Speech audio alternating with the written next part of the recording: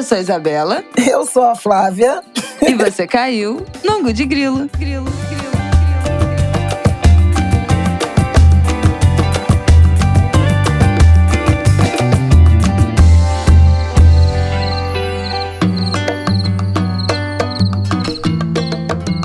Gente, uma mulher inebriada pelo carnaval, que Flávia não para de rir. Já é a quinta vez que a gente tenta abrir esse programa. Que é isso, Tô gente? Em crise de riso, sem motivo aparente. Muita endorfina, Como diz a muita Bethânia, alegria e felicidade. De repente fico rindo à toa, sem saber por quê.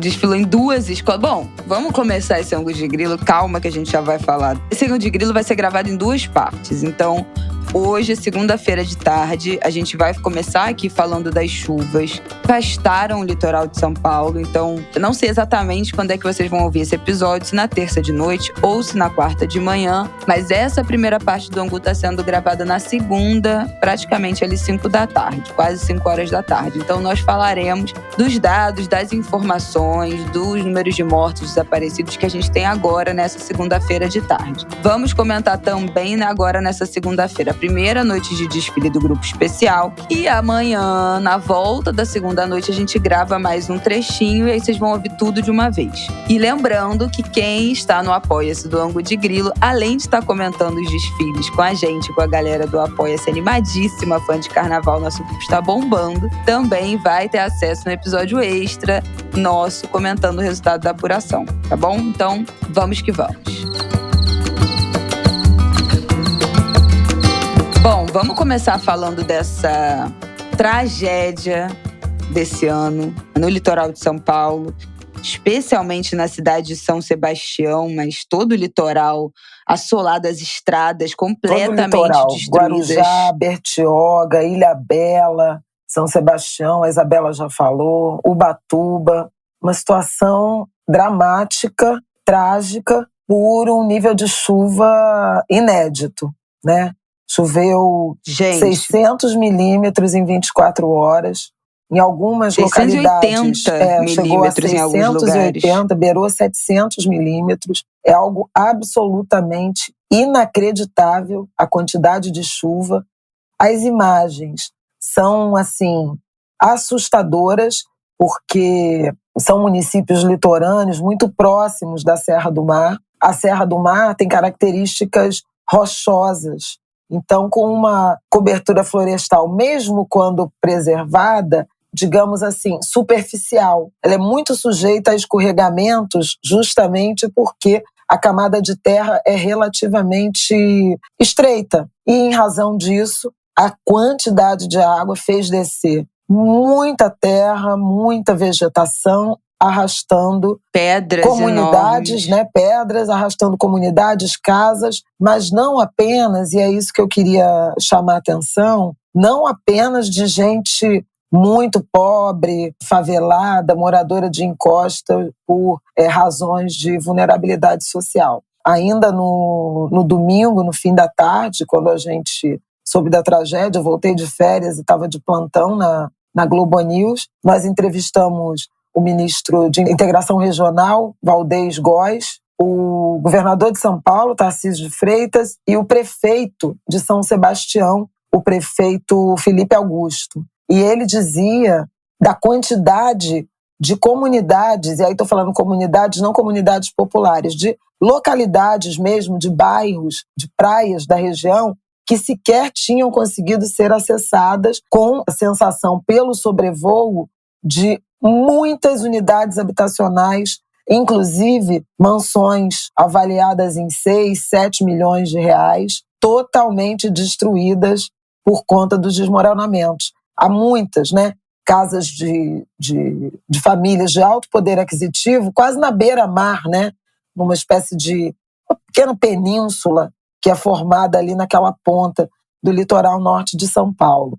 Isso para chamar atenção para o fato de que o que a gente chama de emergência climática, ou de mudança do clima, ela obviamente afeta desproporcionalmente as populações do ponto de vista do nível de renda, do nível de acesso a bens, a habitação de qualidade, mas ela não poupa os mais ricos, né? E acompanhando essa situação em São Paulo, que tende a ter um saldo maior e muito triste de mortos, de desabrigados, de destruição, me remete muito à tragédia de 2011, no Rio de Janeiro, na região serrana, mais de 900 mortos, praticamente uma centena ainda de desaparecidos. Então a gente fala de uma tragédia que envolveu muitos municípios igualmente e deixou praticamente 1.000 vidas ceifadas. Mas um ano atrás, e a gente tem chamado a atenção sobre isso aqui no Angu nas últimas semanas, infelizmente é uma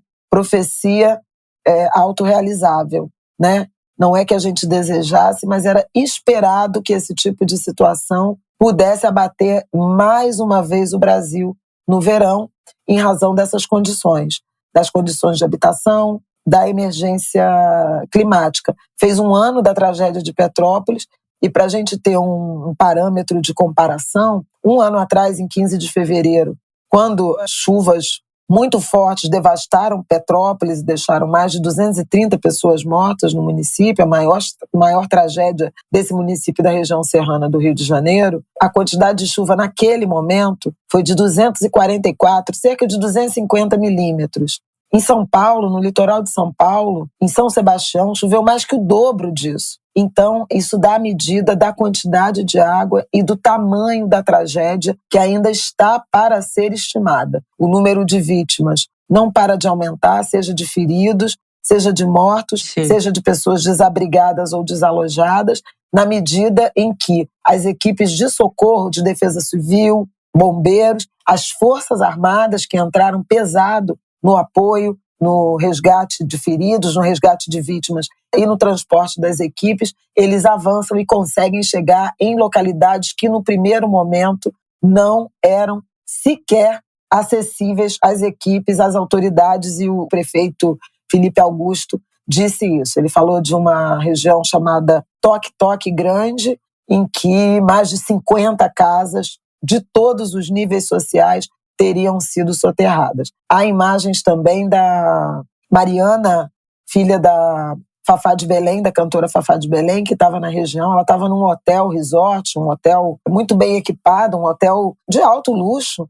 Ela perdeu o carro, ela saiu de camisola com documento e basicamente documento e o celular, conseguiu colocar as malas dela no alto de um armário, mas o resort que existia, o hotel resort que existia há 18 anos, nunca tinha enfrentado uma situação de inundação completa como essa que aconteceu entre sábado e o domingo de carnaval. A Madama Bruna, também, que a gente acompanha nas redes, que é uma astróloga, faz o choroscopinho da semanal e tal, tem um podcast de astrologia, tá no litoral de São Paulo, postou ontem, deixa eu ver o horário que ela conseguiu postar, 5 da tarde, falou: tô no litoral de São Paulo e uma situação horrível de calamidade. A casa vizinha foi soterrada e pelo menos 4 pessoas morreram. Tô bem assustada, ilhada em Boiçucanga, sem saber para onde ir. Quando conseguir internet de novo, mando notícias. Depois, há 4 horas atrás, já nessa segunda-feira, meio-dia, ela postou que ainda estava em Boiçucanga. A previsão é que as estradas só liberem daqui a 5 ou 6 dias ou mais. Já está faltando água e daqui a pouco parece que vai acabar a energia de novo. Então, assim, aí a gente vê que realmente, assim, até os turistas... Tem uma matéria do G1, né, que também entrevista um turista que estava indo para lá pela primeira vez. Quando começou a chover, ele ligou para um funcionário, ligou para um restaurante, eu acho, né, para perguntar o que ele fazia, porque viu a água subindo. A pessoa falou para tentar botar o carro em algum lugar mais alto, porque ia encher, e meio que só deu tempo de mudar o carro de lugar e subir para o segundo andar da casa que eles tinham alugado. Então, é uma tragédia que afetou todos os bairros, mas aí eu preciso ressaltar do que eu já pesquisei aqui. O lugar que tem mais mortos até agora é Vila do Saí, que é em São Sebastião. Nesse momento, 35 mortos confirmados, dos 37 que já foram confirmados. São 35 agora, nessa segunda-feira, em Vila do Saí, que é uma comunidade mais pobre. Pelo que eu pesquisei, era uma região, era uma vila muito pequena, e quando a estrada principal foi assaltada, eu não sei se é a dos Tamoios ali, ou se é a Rio Santos, ela se expandiu. Tem até uma algumas resenhas sobre a região, Barra do Saí, Vila do Saí, que falam que era um cantinho muito parecido até com Caraíva, que demorou a chegar a energia elétrica, demorou a ter área asfaltada, que era bem uma comunidade mais roots, assim, para quem estava procurando, né, turismo mais com mais descanso, mais contato com a natureza. Mas cresceu nos últimos tempos, já tem até alguns hotéis maiores na região, mas tem essa comunidade que começa numa planície e sobe também um pouco, numa encosta, que são de casas mais pobres. Se você vê as imagens, né, das casas soterradas, você vê que não são casas de alto padrão. Então, o lugar que acumula mais mortes é o lugar que é mais pobre, né? Por mais que as casas que tenha tido desabamento em casas luxuosas, enchentes enormes, o rio Camburi encheu muito e as casas da orla da praia de Camburi são todas casas milionárias, né? Em condomínios milionários. E encheram, tem imagens circulando de Mercedes embaixo d'água, BMW embaixo d'água, Jeep embaixo d'água, carros enormes, carros de centenas de milhares de reais. Mas onde a gente vê até agora, na tarde dessa segunda-feira, o maior número de mortes é na região, numa das comunidades mais pobres, que está, inclusive, com dificuldade. Ninguém consegue chegar pela estrada, os helicópteros não estão conseguindo pousar direito, porque não tem campo, não tem lugar, foi tudo devastado, então não tem onde pousar.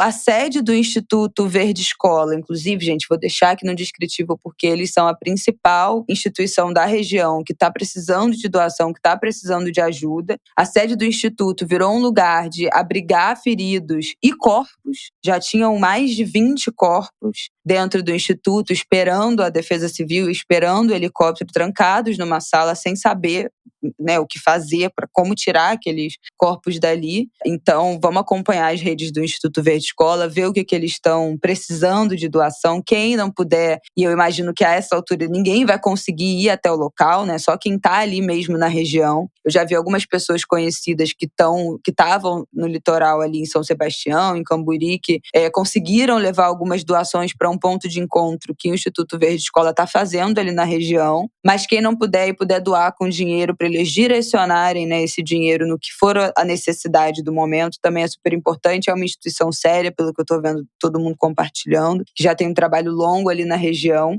E está servindo agora, está tendo, né, a sua sede servindo de praticamente um IML improvisado, né, um depósito ali dos corpos que foram soterrados, porque nem o resgate desses corpos está sendo possível ser feito. O helicóptero conseguiu chegar ali, eu acho que uma vez até agora, e escolheu, né, obviamente, levar 3 pessoas que estavam feridas em estado grave, mas ainda tem relatos de mais ou menos, né, enfim, 40 desaparecidos, 40 pessoas que estariam desaparecidas e 36 em Vila do Saí. Então, assim, muito complicado, muito triste. Mais um capítulo, assim, dessa história que se repete. Ano passado a gente estava aqui falando de Petrópolis, né, com praticamente 1/3 do volume de chuva. Muitas mortes também, porque Petrópolis é um vale, enfim, é outra configuração topográfica, geológica. Mas todo verão a gente vê isso se repetindo, dessa vez no litoral de São Paulo.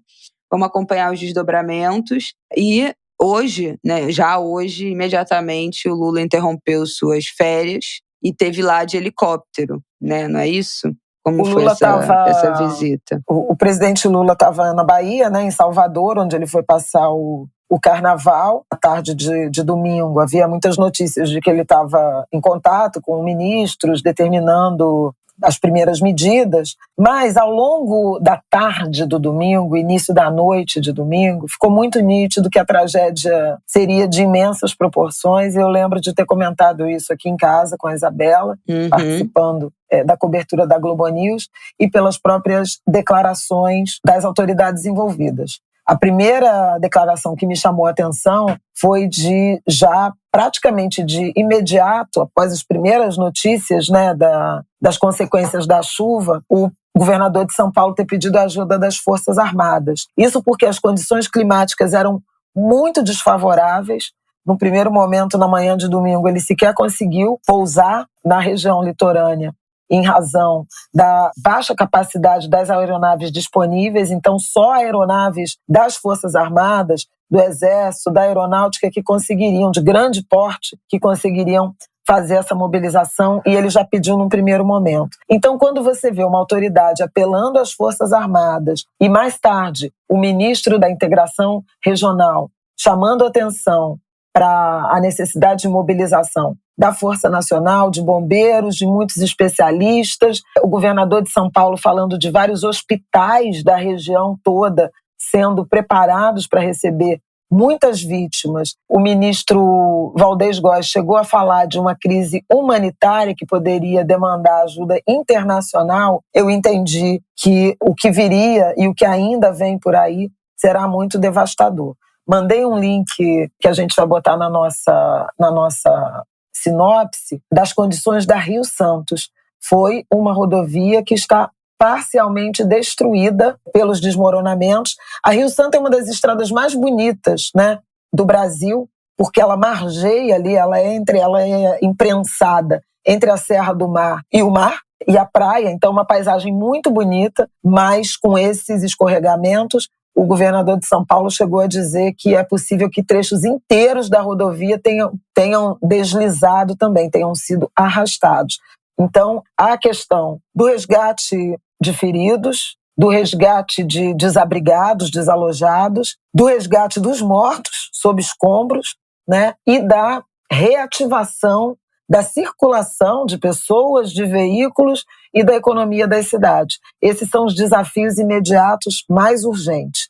Eu queria enumerar, posteriormente, a necessidade de projetos de cidades resilientes, uma vez que está nítido, chega de negacionismo. Negacionismo oficial precisa ter sido deixado para trás. Diante dessa constatação de que teremos eventos extremos cada vez mais frequentes e intensos, chuva, calor, seca, né? Nada do que está acontecendo é normal. O Rio de Janeiro está tendo dias de verão, eventualmente até sem chuva, mas com sensação térmica que chega a 58 graus. 58 graus, gente. Isso é inédito. É uma cidade fervendo, né? E a gente está vendo a multiplicação desses fenômenos. As chuvas foram intensas, elas estavam previstas para alcançar o Rio de Janeiro e não alcançaram por algum motivo. Um meteorologista disse que a frente fria fez uma marcha ré e estacionou no litoral de São Paulo. Mas o Rio de Janeiro certamente não resistiria, especialmente o litoral sul do Rio de Janeiro, que encontra o litoral norte de São Paulo por Angra, Paraty, é exatamente a Rio Santos, né? O eixo Mangaratiba, Angra, Paraty, não resistiriam também a chuvas como essas. Como não resistiram anos atrás. Sofreu. Exatamente. Anos atrás, ano passado, né, depois da tragédia de Petrópolis, nós tivemos uma tragédia também com chuva e mortes em Angra dos Reis. Então, vejam, são cidades litorâneas com muita ocupação nas encostas, com pouco cuidado do ponto de vista da qualidade habitacional, por conta desse fosso de desigualdade que a gente falou, e a Isabela tem razão. Obviamente, a população que mais sofre é a população de baixa renda. Eu quis chamar a atenção para o fato de que não cabe mais a indiferença das elites, porque elas também já estão sendo afetadas. É preciso chamar atenção para isso, porque no Brasil muitas vezes se fecha os olhos para isso. Não é comigo, né? Dependendo de quem seja a vítima, a solidariedade, a preocupação, o empenho, né, das autoridades é maior ou menor. Agora, ninguém está imune, embora quem mais sofra sejam sempre as mesmas famílias, as mesmas pessoas, no que a gente já comentou aqui no Angu de Grilo, chama do fenômeno do racismo ambiental, né? E, obviamente, Sim. Um outro eixo aí imediato é da investigação para responsabilização de culpados, identificação e responsabilização de culpados, se houver, e uma longa investigação para saber se os mecanismos de prevenção existiam e foram acionados. A população foi alertada, porque o que a gente tem de informação do ponto de vista dos órgãos de meteorologia é de que havia, sim, alertas desde meados da semana passada, da semana do Carnaval, de que aquela região, incluindo o Rio de Janeiro, seriam assolados por chuvas muito fortes, acima de 100 milímetros. Era situação muito dramática e autoridades e defesa civil foram informadas e, na medida do possível, lançaram alertas em redes sociais, etc.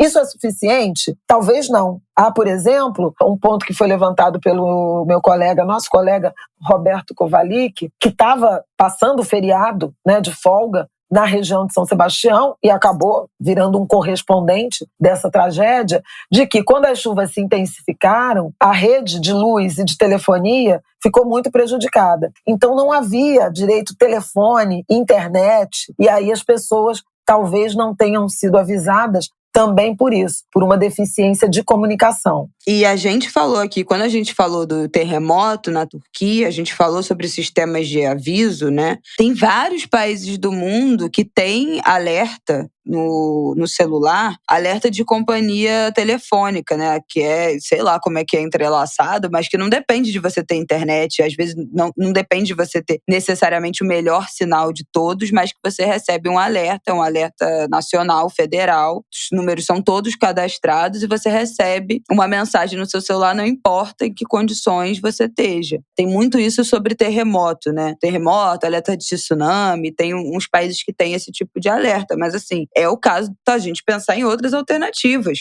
Aqui no Rio a gente já falou no Angu, não vou nem me estender nisso, porque toda vez que tem uma grande chuva, vem a crítica que as sirenes, que são as sirenes de alerta nas comunidades, nas favelas daqui, que são as sirenes de, se você está num ponto de risco, demarcado pela Defesa Civil como uma região de risco, se dirija agora para os locais seguros, os abrigos seguros comunitários e tal. Mas a sirene, as pessoas falam que a sirene só é acionada quando já está caindo o mundo, quando já não tem mais condição de você sair de casa, né? Que eventualmente já tá com correnteza na rua, se você tiver com um idoso, com uma criança. Então, assim, até os sistemas que existem, às vezes tem um protocolo de ser acionado muito tardiamente, que é, choveu 20 milímetros em 15 minutos, soa a sirene. Eu não sei qual é os milímetros direito, tá, gente? Tô dando um exemplo aqui. Isso já é chuva demais. Já não dá mais pra sair de casa. Então, até os sistemas que a gente tem, vira e mexe, são alvos de crítica, porque não tá sendo suficiente.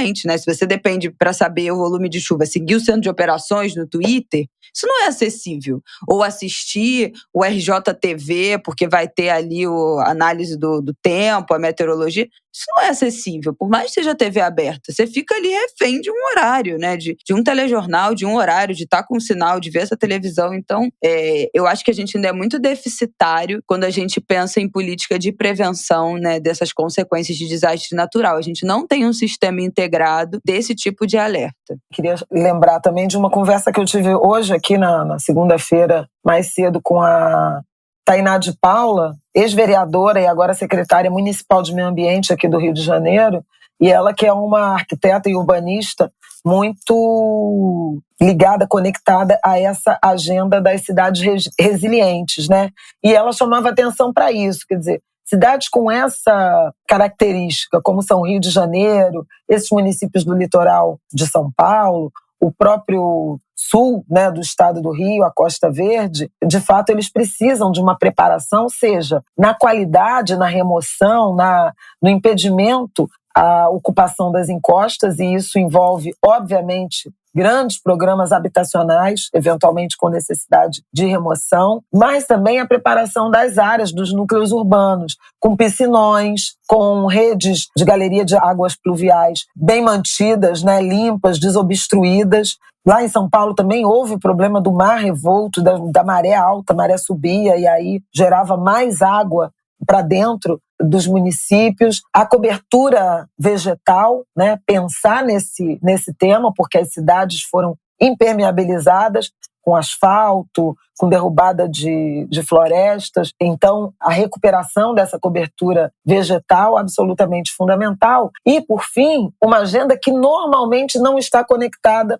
a esse tema da questão do enfrentamento aos chamados desastres naturais, que é a questão da gestão dos resíduos sólidos, do lixo, gente. Porque esse também é um agravante, né? Desce terra, desce pedra, desce vegetação, mas desce muito lixo, boia muito lixo, E a Tainá chamava atenção, porque eu achei muito interessante, assim, queria dividir com vocês, acho que para a gente já quase finalizar, porque tem mais um último tópico, que é o político, que eu queria tratar, mas ela chamava atenção para uma aliança de diálogo entre poder público, essas autoridades ambientais, essa agenda de cidades resilientes com a indústria de embalagens. Porque a forma como a gente consome, e aí palavras da Tainá, ela é absolutamente determinante também para essas consequências. E é verdade, você vê uma chuvarada, você vê lixo, e nesse lixo tem muito plástico, muito papel, principalmente plástico, né? As embalagens de plástico, as tampinhas, as garrafas,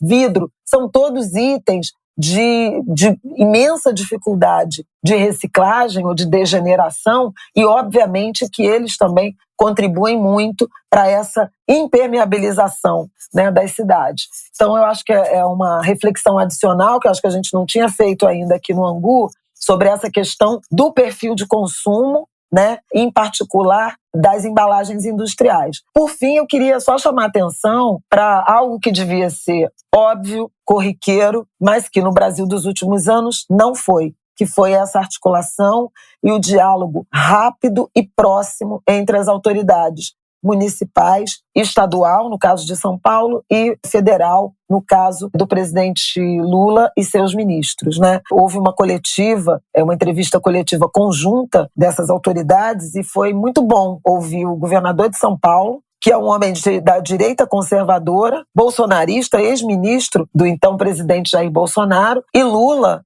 falando e inclusive se abraçando de forma solidária em nome do bem comum, para repetir uma expressão usada por Lula, do bem comum da população afetada por isso. Essa responsabilidade é coletiva, não é só do município, não é só do Estado, não é só da União, é de todos, independentemente de alguns entes terem responsabilidades objetivas, mas uma tragédia desse tamanho e que exige um enfrentamento imenso, ela não pode ser atribuída somente a um eixo da federação. E foi bom ver governos trabalhando, dialogando, se reunindo e prestando informações de forma responsável, solidária, amistosa, cordial, em prol de uma população que está sofrendo muito. Então, também na política, a gente vê uma mudança de postura que, infelizmente, deveria ser trivial, mas não é, em razão do que nós vimos no governo Bolsonaro. Pouco mais de um ano atrás, a Bahia estava sofrendo submersa em inundações, o sul da Bahia, e o então presidente, brincava de jet ski no litoral de Santa Catarina. Sem mais para mim, Isabela. É isso, gente. Vamos que vamos acompanhar ao longo da semana essa tragédia, esse desastre no litoral de São Paulo, muita coisa a se reconstruir, estrada que sumiu, Rio Santos completamente bloqueada, ainda muita gente na região por causa do feriado do Carnaval, energia elétrica precária, sinal precário, os mercados já começando a faltar coisa, então a gente tem muito que acompanhar nos próximos dias, na próxima semana, dos desdobramentos e as necessidades das pessoas dessa região também. Lembrando, vou deixar o link aqui no descritivo do episódio do Instituto Verde Escola para a gente acompanhar as necessidades para doação ali na região, tá bom? Então vamos que vamos. Bom, vamos falar rapidamente da primeira noite de desfile, porque amanhã, na volta aí do desfile, a gente ainda tem a segunda parte. A Flávia Ol desfilou na Grande Rio, na Mangueira. Então, as melhores da noite, ela não viu desfilar. Ela só... Eu fiz parte, de ser melhor. Pois é. Então, qual foi a sua impressão como desfilante, componente das escolas? A minha sensação, a simpatia, a alegria, né, da Grande Rio. Uma escola brincando carnaval em paz consigo mesmo, em lua de mel com o homenageado, com a história, com as histórias do Zeca. Um reencontro com o Rio de Janeiro, suburbano, alegre, amoroso, generoso, né? Um subúrbio que distribui doces, né? Que levanta o copo, que bebe coletivamente. Ai, que gente, circula, foi tudo. Que transita. Eu acho assim, esse enredo...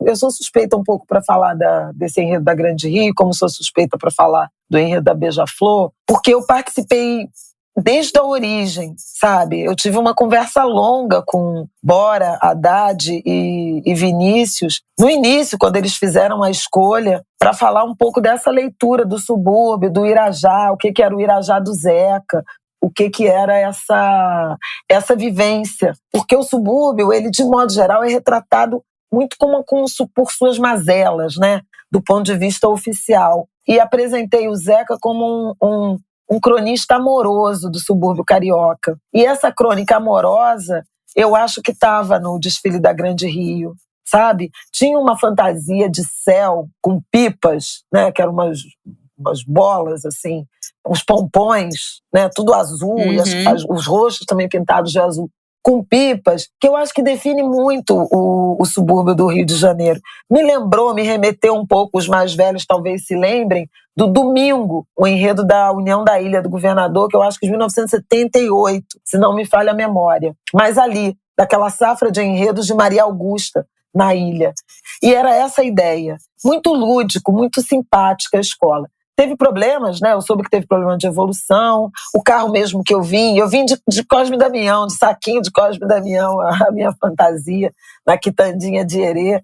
Eles deram bolas e doces, balas, pirulitos, bananadas, para a gente jogar para a plateia. Então teve uma interação muito grande, né? E também achei muito engraçado, que é uma bolinha que não vale nada, mas as pessoas se estapeando para pegar e pedindo bolinha. Eu tive algumas coincidências que eu considero místicas, né, nessa travessia. Eu me emocionei muito quando a escola entrou na avenida, com aquele carro, quando as crianças começaram a cantar. Aí, já me dá vontade de chorar, porque quando as crianças começaram a cantar Quitandinha de Herê, isso me representa tanto, sabe? Aqueles carros, aqueles meninos naquela roda gigante com chupeta na boca de Herê. Isso é tão bonito, isso é tão respeitoso com a nossa religiosidade, com as tradições religiosas, mas também culturais e solidárias do subúrbio. Porque, de uma forma, hoje a gente vai falar assim, é alimento superprocessado, é açúcar. Mas é afeto. Quem fala, né? Isso vai tomar um bloco aqui no Ângulo de Grilo. Mas é com açúcar e com tá afeto. Tá proibido mexer com as comidas, né? dos herês. É doação, é entrega, é sorriso de criança. E eu pensei tanto no meu neto também. Aí eles distribuíram, aí eu jogava aquelas bolas e uma bola que eu joguei aleatoriamente alcançou, e eu não sabia onde ele estava e nem que ele estava ali, um dos meus melhores amigos, o Wellington Silva. E eu fiquei muito impressionada, como do nada. Quando a bola bateu nele, ele pegou, e ele olhou para ver de onde vinha, era de mim. E ele começou a chorar, porque assim, no meio de uma multidão, você tá com uma bola e cai no seu amigo. E depois aconteceu de novo. Eu joguei uma bola e quando a pessoa pegou, era o pai Rodney, de Oxóssi, na beira do camarote. E ele me reconheceu. E aí eu taquei uma bananada, ele pegou também. Falei, olha, seus hereis. Depois eu encontrei com ele no camarote. E, por fim, a minha própria família, que eu joguei na direção do Rafael e o Pablo pegou. Meu sobrinho, filho do Paulo, meu cunhado, pai do Paulinho. Então, assim, algumas coincidências que você fala, putz, tem axé aí no meio, sabe? Porque... Não, gente, foi muito emocionante o desfile da Grande Rio, assim. Eu tava... Bom, vocês sabem que eu tava 100% Quitandeira. Eu tô aqui com a minha camisa da Beija-Flor, que já estou em ritmo de mas... O meu samba, que ninguém me ouça, mas o meu samba favorito desse ano foi o samba da Grande Rio. Até porque o Martim ama, ele também ama o da Beija-Flor, ele sabe cantar os dois inteiros. Mas essa... mágica, né? Esse sentimento da mágica, do fantástico, dos hereis, é muito contagiante. O samba é delicioso, é muito animado. Eu pulei do início ao fim. E a bateria, gente, mas Fafá, se você estiver me ouvindo agora, eu não tenho nem palavras. Juro por Deus. Antes do carnaval, umas 2 semanas atrás, viralizou no Twitter um videozinho dele fazendo a paradinha, os gestos da paradinha durante o ensaio, a bateria ao fundo e a câmera focada nele fazendo o gestual ali da paradinha. Na hora que tocou essa paradinha da avenida, juro por Deus, eu chorei, gente. Eu não ia pra Sapucaí desde 2020, eu não fui no ano passado. Então, ontem foi assim, o meu reencontro com esse lugar que eu mais amo no mundo. E a bateria tava assim... Ai, eu não sei nem explicar. A bateria da Mangueira também foi impecável. né? Teve muita macumba, muito toque de macumba, muito toque de… Timbal, também muito toque do baiano timbal, também, exatamente. Né? Muito toque baiano, também tava incrível a bateria, mas assim, a Quitandinha de Herê, eu tava completamente assim, Quitander, eretizada, uma coisa. Foi lindo o desfile, os carros estavam lindos. Teve problemas, né, de evolução, acho que demorou para entrar um carro, abrir um buraco. O seu carro da Quitandinha de Herê estava apagado, entrou apagado na avenida. Então, na ponta do lápis, não foi um desfile tecnicamente impecável, teve alguns erros, vai ter desconto. A comissão de frente também não foi um grande destaque, né, na Grande Rio. Eu acho que… E falo escola, isso porque, né, no ano passado a comissão foi aquele Exu, né, do Demerson Dálvaro, que foi uma das comissões de frente icônicas da Sapucaí. Não por acaso ela está na capa do álbum que ninguém tem, mas eu tenho, porque eu compro o CD, eu dou um jeito de arrumar o CD de qualquer jeito, porque eu coleciono esses CDs. Liesa, nunca pare com esse CD. Não, porque o meu teve tá aqui, um ano que falaram que não ia ter CD, ou teve um ano que não teve CD. Ela ficou emburrada. Como é que não vai ter CD? Que eu gosto de ver a letra no encarte. Olha aqui, Demerson Dálvaro na capa. Eu não sei nem onde é que ela ouve isso, porque o carro nem tem mais negócio de CD hoje em dia. O meu carro tem. O meu carro tem CD e eu tenho aparelho em casa. Assim como ela Vitrola. Pagou mais caro. Ela foi no ferro velho arrumar um toca-disco, um CD. Como é o nome disso? Eu nem sei mais o nome disso. CD. Aparelho de… Um aparelho de CD, CD player. Lá, que ainda tivesse. CD player. Um CD player. Pelo amor de Deus. Mas olha só, sobre comissão de frente, eu assisti… Bom, eu tava Eu nem falei da Mangueira, gente. Camarote. Mas fala aí da comissão de frente. Quer falar da Mangueira? Não, porque eu ia falar, dar um geral das comissões de frente. Começando por uma crítica. Que agora… Bom, agora não, né? Já tem algum tempo que se sacramentou esses caixotes enormes de comissão de frente. Quem ouve Angu de Grilo, quem me conhece, quem me segue no Twitter, quem acompanhava meus comentários sobre carnaval lá no Facebook, que eu tinha uma hashtag Belinha Sapuca News. Quem é da época do Facebook me acompanhando vai lembrar disso. Sabe que eu odeio essas comissões de frente que são nesses caixotes. Odeio, sou traumatizada. Aquele samba maravilhoso da Vila de 2013, 2014, o Festa no Arraiá, a comissão de frente era um caixote horroroso. Eu sou traumatizada com esse negócio de caixote na comissão de frente e agora isso virou a tônica, né, dos desfiles. Mais um ano, todas as comissões de frente da noite passada tinham um grande platô, tinham um grande caixote, que atrapalham demais o público da frisa e dos camarotes, mas enfim, a galera que tá num plano mais baixo não consegue ver direito o que tá acontecendo em cima dos platôs. As comissões de frente não estão fazendo coreografia nenhuma entre os módulos, então não é nem mais uma coreografia de transição. Eles ficam praticamente parados, bailando ali no lugar, esperando chegar um módulo a outro. Então, se você não tá perto de um módulo de jurado, você não tem a menor ideia do que se trata aquilo ali. Não tem nenhuma um arremedo de alguma coreografia. É só ali as pessoas esperando chegar ao próximo módulo, o que eu acho um desrespeito com o público da Sapucaí. Eu acho horrível isso. E quando chegam nos jurados, muitos dos caixotes viram a coreografia, né, a dança, vira de frente para os julgadores e quem tá em frente à cabine fica vendo os fundos do caixote. Eu acho até que nos últimos anos, nesse ano, do que eu vi até agora, eles têm feito uma apresentação mais plana, né? Que não tem a frente e o verso dessa estrutura. Eu não sei nem o nome disso, desse tripé da comissão de frente. É o elemento alegórico da comissão de frente. Isso. Os dois lados têm conseguido assistir, mas ficam dançando virados para os julgadores na maior parte do tempo. Eu acho um desrespeito absoluto com o resto do público. Eu acho que os julgadores têm que julgar a apresentação para o público, para a Sapucaí. Né? Nenhum carro vira de frente para o jurado ver. O jurado olha, julga o carro do lado que o carro para. Não tem 360 do carro. Se o jurado está no lado par, ele vai julgar o lado… Peraí, deixa eu fazer as contas. O lado direito do carro, né? O lado par do carro. Se ele está do lado ímpar, ele não vê o outro lado. Então, assim…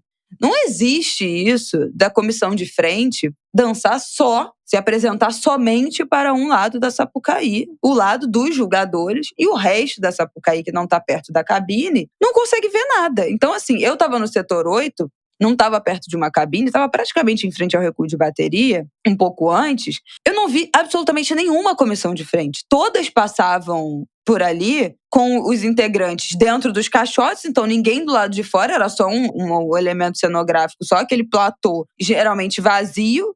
Então, assim, eu não vi absolutamente nenhuma comissão de frente se apresentando, o que eu acho uma falta de respeito absoluta com o público da Sapucaí. Acho horrível. Acho que as comissões de frente mais memoráveis que a gente teve nos últimos anos, nos últimos 10 anos, se a gente pensar no Segredo, se a gente pensar naquela dos Pretos Velhos da Tuiuti, foi super emocionante. Se a gente pensar na do ano passado, da Grande Rio, do Exu, foram comissões de frente que até tinham alguns elementos cenográficos, mas muito pequenos, muito menores, né? No passado tinha aquele planeta, aquela bola. Eu não me lembro daquilo estar em cima de um platô, eu acho que estava no chão direto. Do Segredo, não tinha praticamente nada, eu acho que tinha umas cabinezinhas, umas casinhas assim, que a galera entrava e saía. Não era algo marcante, a coreografia não dependia daquilo, o entendimento. E dessa da Tuiuti, que eu também me lembro, eram umas casinhas também que as pessoas entravam e saíam, elementos muito pequenos. Porque não é isso que faz comissão de frente. Então, assim, hoje, especialmente nessa segunda-feira, eu tô vendo muita gente comentando isso, da falência desse modelo de comissão de frente.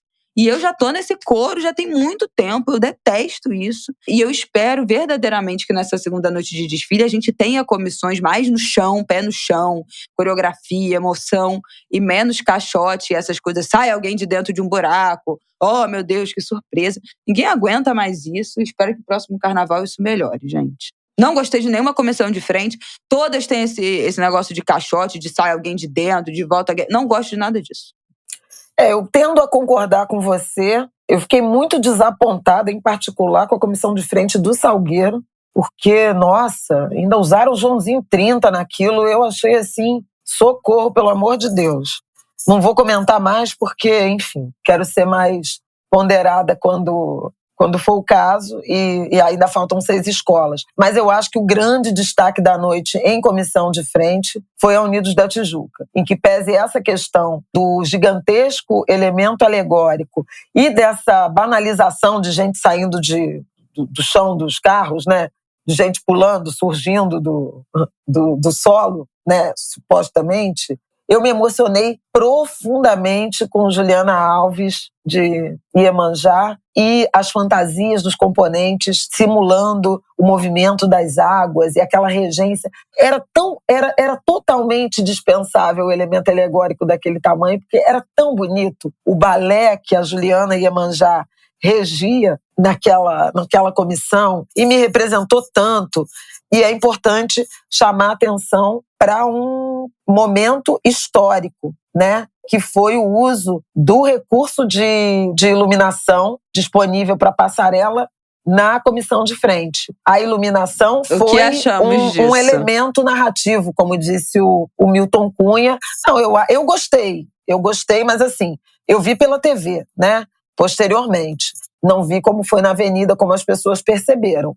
Mas, de fato, foi a primeira vez que esse recurso de iluminação foi efetivamente utilizado como parte da coreografia, como parte do movimento. É uma noite mesmo que cai, né? Tinham as palmas dançando assim, em referência às oferendas, né, de Iemanjá, o 2 de fevereiro. Talvez por ser filha de Iemanjá, aquilo me tocou em particular. Sobre a Mangueira, eu falei da Grande Rio, uma escola em paz, de bem com a vida, né, de bem com seu enredo e sua cidade. A Mangueira foi um desfile movido à emoção. O samba era excepcional, os refrões pegaram lindamente e a escola fez um grande desfile, embora, do ponto de vista do conjunto alegórico, ela estivesse aquém, né, por exemplo, da Grande Rio e, por exemplo, de escolas que eu sei que vão passar muito bem nesta segunda-feira, né, que ainda vão desfilar. Então, assim, eu também não achei a comissão de frente, achei confusa. Não gostei também da paleta de cores da comissão, mas enfim, aí é uma questão de gosto. Mas a Mangueira fez um desfile arrebatador no sentido do canto, e eu costumo criticar a Mangueira, porque sempre acho que a Mangueira canta pouco, vi isso em vários desfiles, e estava dentro, né, estava desfilando, mas acho que esse não foi um problema desse carnaval. Acho que a escola cantou muito e o público respondeu intensamente. Frisas, arquibancadas ainda muito cheias e a Mangueira desfilando ao amanhecer. Melhor estilo, Eparrei Oiá, né? Dona do amanhecer, carregada no dendê, como diz o samba. Então foi lindo.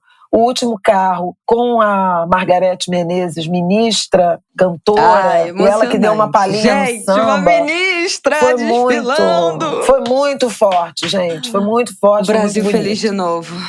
Foi muito bonito, assim, ver a Margarete. E era a Margarete artista, mas era a Margarete ministra. Porque ela já tinha tido e aceitado o convite, participado desse Carnaval da Mangueira antes, né, do convite para ser ministra. Mas ela se tornou ministra e manteve o compromisso com a escola.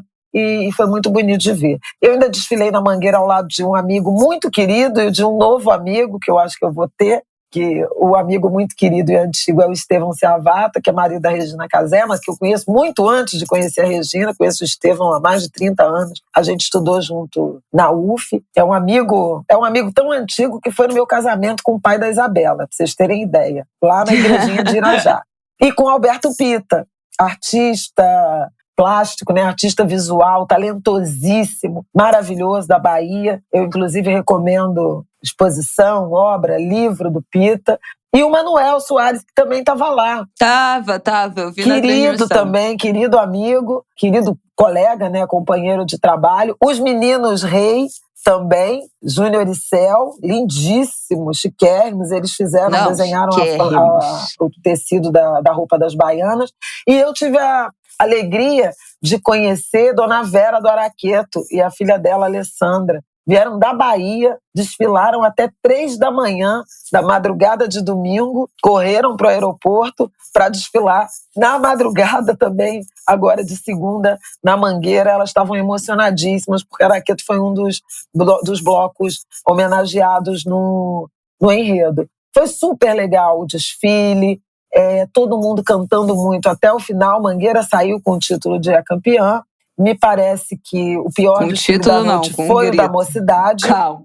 Torcedores, calma. Com os gritos de campeã, é verdade.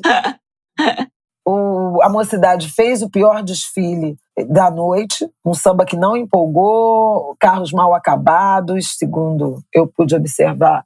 Gente, na transmissão. A Mocidade, e o Império coitado, emocionou muito, pelo mesmo motivo do Zeca, né? O Império Serrano abriu o desfile, né, com a homenagem ao Arlindo, que também era o meu lugar. Então, eu achei tão bonito a gente ter esses 2 desfiles abrindo como uma declaração de amor aos artistas do samba do subúrbio carioca, aos artistas do samba do subúrbio do Rio de Janeiro. Então, assim, sei lá, acho que foi um caso de amor, assim. E o último carro, em que pese o estado de saúde do Arlindo, né? Ninguém sabe, né, o tanto de percepção que ele tem ou não, que ele guarda ou não de tudo que aconteceu. Mas aquela imagem dele, coroado, né, pelo Império Serrano, foi tão bonita, muita poesia, né? Sim. E o Ito Melodia, agora no Império, faz uma falta na ilha, tem a cara da ilha, mas eu acho que é um grande artista também, que eu admiro profundamente. Eu ainda quero ver melhor a coreografia das porta-bandeiras e dos mestres-salas. Você não vai ver, porque a transmissão foi péssima nesse quesito. Aí precisamos falar também isso, mostrou muito. A Cíntia não mostrou absolutamente nada. Cíntia e Matheus, da Mangueira, e é isso que eu ia falar, porque ela foi a estreia dela, todo mundo falou que ela fez um desfile impecável, ela com a árdua missão de substituir a Esquel, que foi uma gigante, né, na Mangueira. Todo mundo que estava na avenida e viu a Cíntia falou que ela foi impecável, mas na transmissão não passou a dança dela. Não passou. Eu não sei te explicar o que aconteceu, não passou. Passou só um câmera lenta no momento de uma coreografia de transição dela esperando chegar no módulo de julgador, mas não passou a coreografia. Então, enfim, vamos ter que contar com algum vídeo aí da internet, porque a transmissão não passou. Vi muita gente comentando lá no nosso grupo do Ângulo de Grilo que não estavam mostrando legal a comissão de frente e a dança dos casais, a apresentação como sempre mostraram, uma câmera diferente, pegando muita coreografia de transição, ao invés de só a coreografia em si, já que, né, não tem como mostrar tudo. Então, assim, muito complicado não ter esse registro da dança, das porta-bandeiras e do mestre-sala, que não só são uma parte importantíssima do desfile, mas é um quesito, né? São 40 pontos, então tem que ver. O público tem que saber o que aconteceu. Mas, enfim. Outra coisa que eu queria comentar, as últimas, pra gente fechar aqui essa primeira parte, foi a fantasia da Tassiana na Grande Rio, a porta-bandeira. Linda demais. A roupa da Tassiana, gente, a coisa mais linda, porque tem a saia, né, tem aquele corselê e um pedaço da saia da porta-bandeira. Aí, depois vem as plumas, mas entre as plumas e a estrutura da saia, era um monte de espada de São Jorge. Então, lindo demais, né? Em alusão a Jorge, São Jorge, Ogum, de quem Zeca é devoto. E o mestre-sala, Daniel Werneck, estava com, ao invés do leque de mestre-sala, ele estava com uma adaga, a espada de Ogum. Então foi lindo, eu adorei essa fantasia, foi a fantasia que eu mais gostei. A Marcela também estava lindíssima no Salgueiro, o Salgueiro que estava super luxuosa, mas como a gente já tinha falado aqui naquele episódio anterior, comentando os enredos e os sambas, um enredo e um samba sem pé nem cabeça, né? Ninguém sabe dizer, de fato, o que era o enredo do Salgueiro. Ah, são os 7 pecados. Ah, é um delírio salgueirense. A comissão de frente era um cemitério, umas caveiras, saiu um Joãozinho 30. Incompreensível o enredo, incompreensível. Teve problema no Abre Alas, como, né, a gente também falou. Vamos ver se o Salgueiro não vai salgueirar. Salgueiro, a gente já sabe que tem problemas com a harmonia da escola, com a evolução para entrar na avenida, faz buraco, atrasa. Infelizmente, é uma coisa recorrente. Esse ano, um enredo muito fraco, um samba muito fraco, e a escola cantando muito esse samba horroroso pra gente ver como a gente sofre, né, gente? A gente que é apaixonado por escola de samba, a gente canta cada coisa. Eu sou beija-flor, gente. Eu tava lá, eu fui no ensaio técnico de Boni em 2014, embaixo de chuva. Um dilúvio caindo e a gente lá, Boni, tu és o astro da televisão. A gente passa por muita coisa. Então, mas eu falei que o Salgueiro ia cantar e que o samba tinha uma pegada de Salgueiro. Eu falei naquele ângulo nosso lá atrás. Mas o samba é ruim, infelizmente. E o samba sofre por causa do enredo, que é incompreensível. O problema foi o enredo. Eu acho que o maior problema é o enredo. Ninguém entendeu do que se trata o enredo e o desfile não explicou. Não explicou. Gente, se vocês estiverem ouvindo um tambor, isso é o Martin tocando tambor aqui em casa, tá? Mas foi incompreensível. O Abre Alas, lindo. A escola luxuosíssima. Os carros com acabamento incrível, assim. Foram os carros mais luxuosos, eu acho, da noite de ontem. Mas com um problema de enredo absoluto. Teve problema para entrar na avenida. O terceiro... o Abre Alas era composto de 3 carros. O terceiro módulo não entrava. Deu problema. Começou a fazer ali um buraco e a escola parada, esperando. O segundo carro também teve problema para entrar. Então, assim, enfrentou também umas dificuldades. A Mocidade vai estar ali, eu acho, brigando para não cair. Vamos ver como é que vai ser esse segundo dia do desfile. Mais um samba que não empolgou. Um enredo que tinha tudo para ser incrível, mas que ficou visualmente a escola muito sofrida. Assim, os carros com acabamento zero, pequenos dentro né, dentro do comparativo com as outras escolas, mas um acabamento horroroso, muito mal acabados, muito problema de detalhe assim, dos carros. Então, assim, a Mocidade eu acho que briga pra não cair. Vamos ver se a bandeira pesa, mas agora tem só... Tá briga de gigante, né, no grupo especial. Então, vamos ver o que será da Mocidade aí. Aguarde nossos comentários no Angu pós-apuração. O que mais? A Tijuca, eu acho que fez um bom desfile, né? Já tinha falado aqui que eu achei o enredo da Tijuca um pouco genérico. Eu acho que não trazia muita novidade, assim. Eu acho que é um enredo que a gente já viu em outros momentos. Eu gosto muito da dupla Vantuí e Vicky Tavares, já falei aqui que são pai, o Vantuí, né, puxador, intérprete oficial, a Vicky é filha dele, os dois estão puxando juntos. Acho que desde o ano passado, retrasado, mas ano passado foi incrível. Eles puxando o Aranã, né, o samba do enredo do ano passado, que era um samba muito bom, que eu adorei. Eu achei a Tijuca ok. Não vou dizer que me emocionou. Eu acho que o refrão do samba pegou, porque no meu camarote as pessoas pulavam loucamente naquela parte do… Como é que é? Antes do Evoé, carnaval. Já não me lembro mais. Evoé não é na… Não, Evoé não é. Outra, é o carnaval, é no como é axé. que é? Samba. Um banho de axé pra purificar. Um banho de axé nas águas de Oxalá. Sou tijucano. Mas começava antes, porque falava isso aqui, ó. Eu canto a Bahia de todos os santos. Não é isso, porque não? começava, mas tinha um negócio aqui. Ó pai, ó, é carnaval, onde a fantasia é eterna. Com a Tijuca, rapaz, vence a guerra. E viver será só festejar. E viver será só festejar. Aí o povo, um banho de axé. Então eu acho que o samba, no fim das contas, empolgou. Era um samba animado, era um samba legal. Era um samba bom. E aí tinha essas referências, achei o enredo um pouco genérico.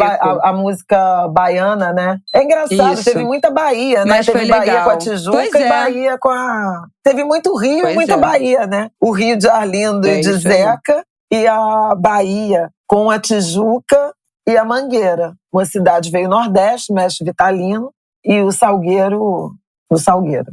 Descubra. Então vamos, que eu tenho que trabalhar. Vamos. Trabalhar para outro patrão, né? E voltamos.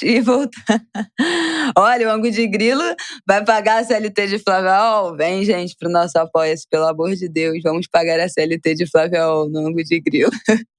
Mas, gente, é isso. Voltamos. Vai ter um corte seco aqui. Voltamos, então, na manhã de terça-feira, comentando o segundo dia de desfile. Provavelmente a gente vai gravar pelo celular mesmo, juntas, no microfone de celular. Então, vocês não reparem se a qualidade piorar aí do áudio. Mas é para pegar a emoção do momento. Depois a minha mãe trabalha, eu vou precisar dormir, nosso horário não vai bater direito. Então, vamos gravar bem na saída do desfile pra gente conseguir botar esse episódio no ar o mais rápido possível. Tá bom? Então, te esperamos nessa continuação aqui, corte seco para a terça-feira de carnaval. Até então. Até já. Até breve. Angulers, edição extraordinária aqui, nossa segunda parte, comentando os desfiles de segunda-feira, nesse momento 6h20 da manhã, estamos em casa e aqui para comentar rapidamente, porque vocês devem imaginar que a gente está podre de cansada.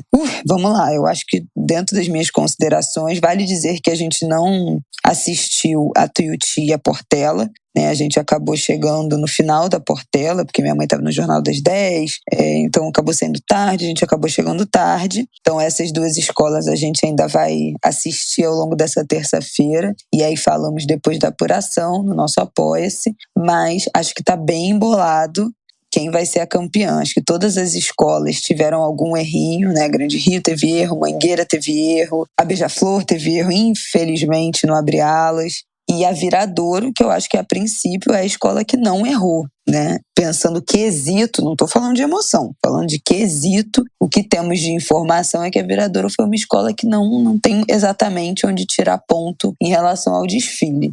Então acho que está bem embolado. Imperatriz também parece que foi muito bem.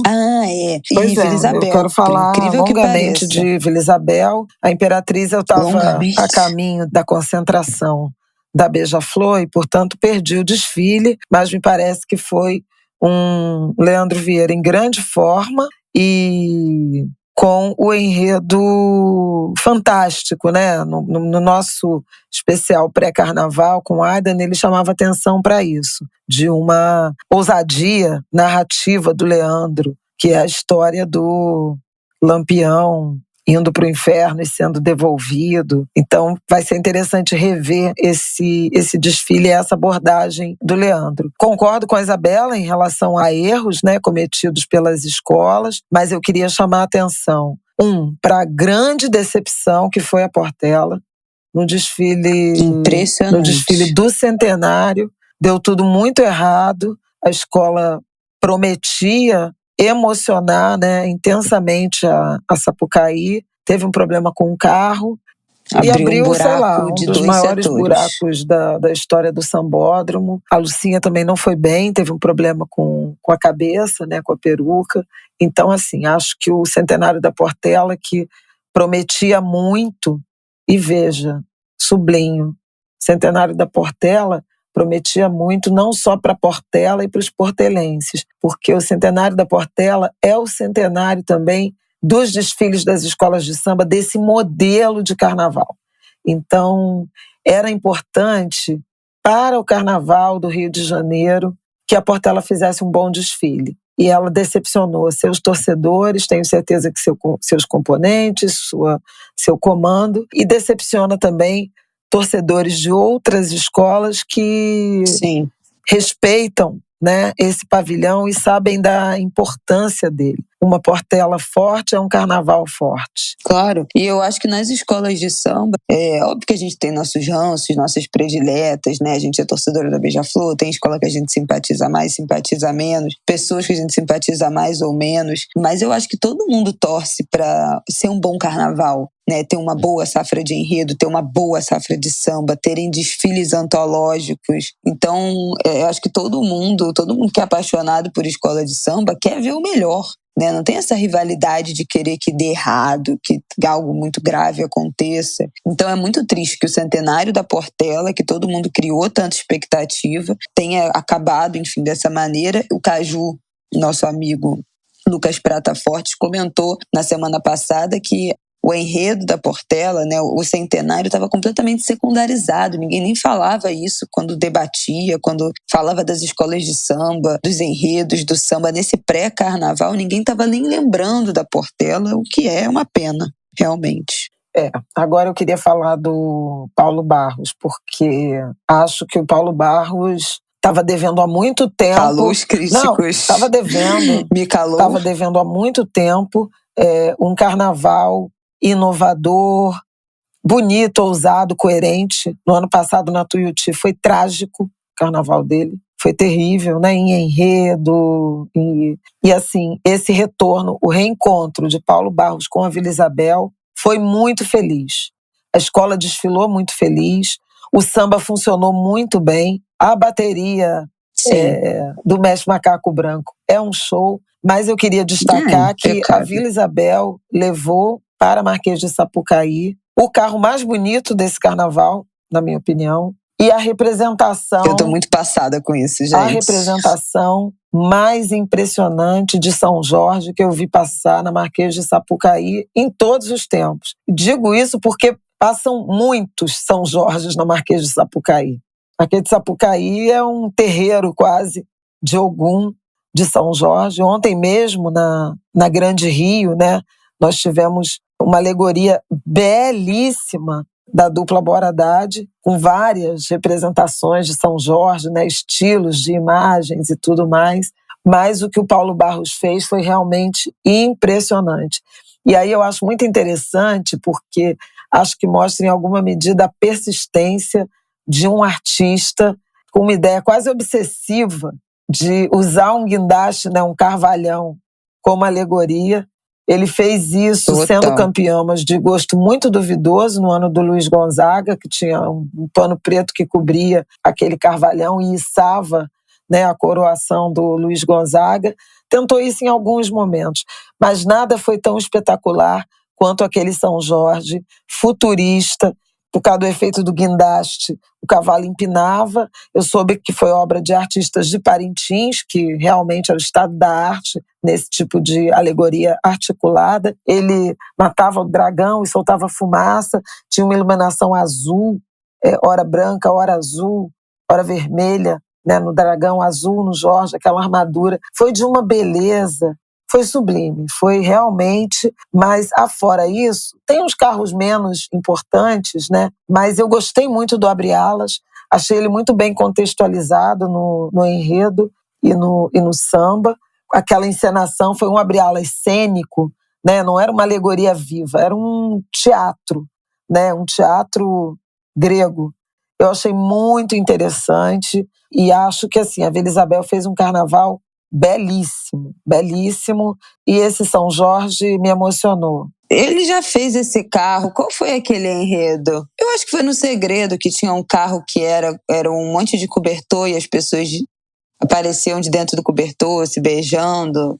Eu não lembro. Isso. Eu não lembro, não. Também era uma galera se beijando, se Mas pegando, eu achei, assim, muito contextualizado, né? O efeito grego. Gente, assim, teve tudo de Paulo Barros, teve esse abre-alas, que era aquele barco, né, que vai de um lado para o outro, a mesma estrutura. Isso. Teve a rampa que descia o carro, teve a o guindaste, cortininha. teve alegoria com coreografia, entrando e saindo gente, enfim, teve tudo, mas de fato com mais bom gosto do que ele tem feito. Não, bom gosto, contexto, encadeamento. Eu não vou comentar a mudança de roupa da Porta-Bandeira, que parece que rolou, porque eu não assisti. Então, não sei se isso em alguma medida vai. A gente não estava num ponto da avenida que permitisse essa observação, e eu não sei se isso vai comprometer em alguma medida o elemento alegórico da comissão de frente. Era muito grande, mas todos eram, né? Não sei bem o que dizer. Então, queria comentar esses dois casos. O desfile muito bonito, um estilo barroco da Viradouro, com um enredo, né, de protagonismo negro e feminino. O Zé Paulo estava muito bem. Eu gosto do samba. Achei que 2/3 da escola ele passou numa cadência um pouco lenta, que me agrada, mas que não ajudou tanto a evolução da escola. Não que ela tenha perdido qualquer ponto, cometido erro em evolução. Mas, no terço final, quando a bateria passou e entrou no recuo, eles deram uma aceleradinha que eu achei que ali encaixou a cadência mais animada e a escola evoluiu melhor.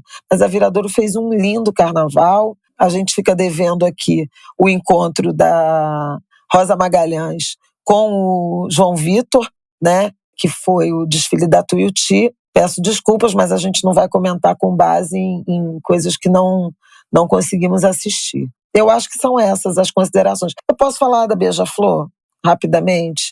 Claro, por favor. Não, é porque, assim, foi um desfile que me emocionou muito. Hoje eu fiquei muito nervosa. Eu fiquei nervosa no ensaio técnico e fiquei nervosa, talvez, pela posição. Eu vim no fim da escola, numa ala, à frente, né, liderando uma ala que homenageava Clara Nunes e uma comissão de frente da Portela em 1980. Eram componentes engalanados, né, de cartola, de fraque, de capa, uma evocação, uma referência a carnavais tradicionais.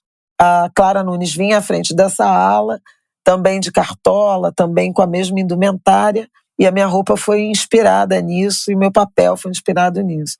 Para mim foi muito emocionante, um pouco repetir essa referência, a admiração que eu tenho pela Clara, pela Portela, né? Acho que foi também uma certa homenagem da Beija-Flor à Portela, que é a nossa madrinha, e eu fiquei muito orgulhosa desse papel, fiquei muito orgulhosa do povo de Nilópolis, que cantou muito, que comprou o enredo, que está orgulhoso de ter reencontrado a Beija-Flor gigante, monumental, mas, enfim, aí tem riscos, né?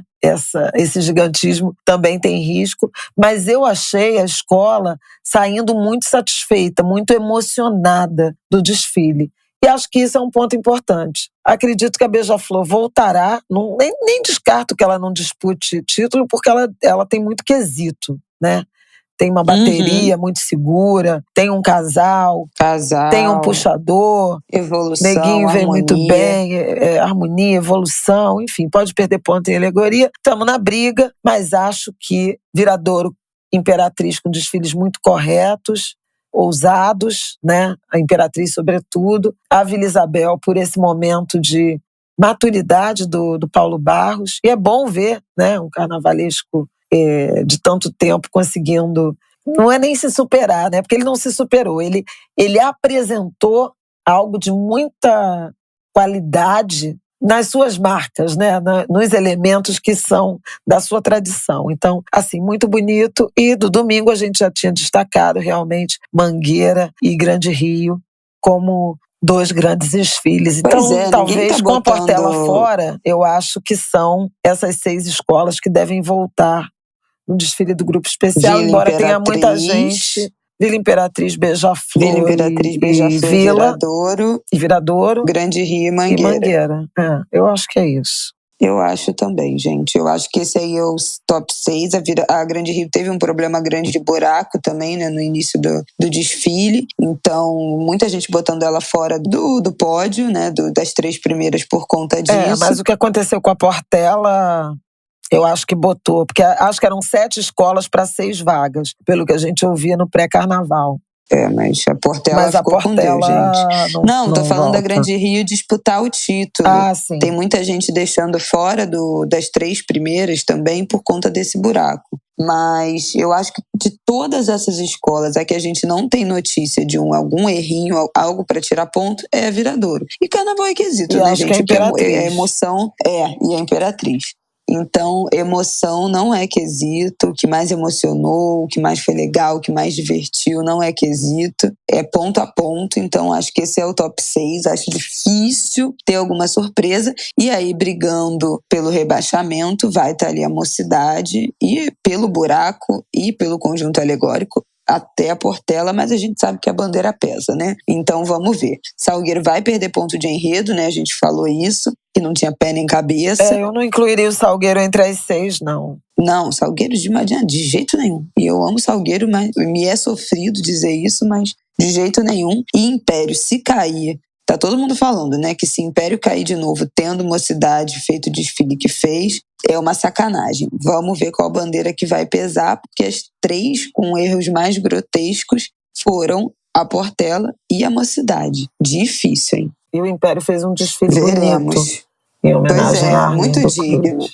Não tem nem comparação com o que a Mocidade e a Portela entregaram, né? Assim, pensando não só nas alegorias, mas no andamento da escola, na organização da escola. Mas enfim, minha gente, é isso. Acho que comentamos por alto.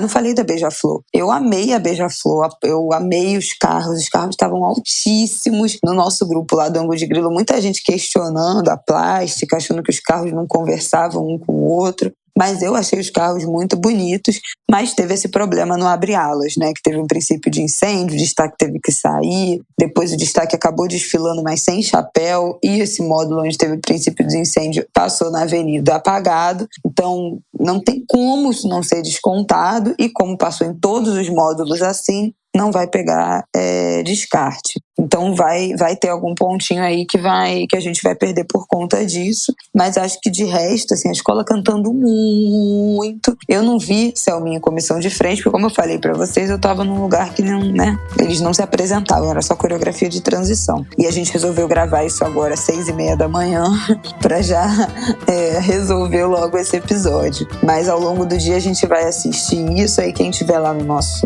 nossa comunidade, nosso Apoia-se do Angu, tá lá no grupo conversando. O grupo bombou nessas 2 madrugadas, mas muita mensagem, todo mundo assistindo junto.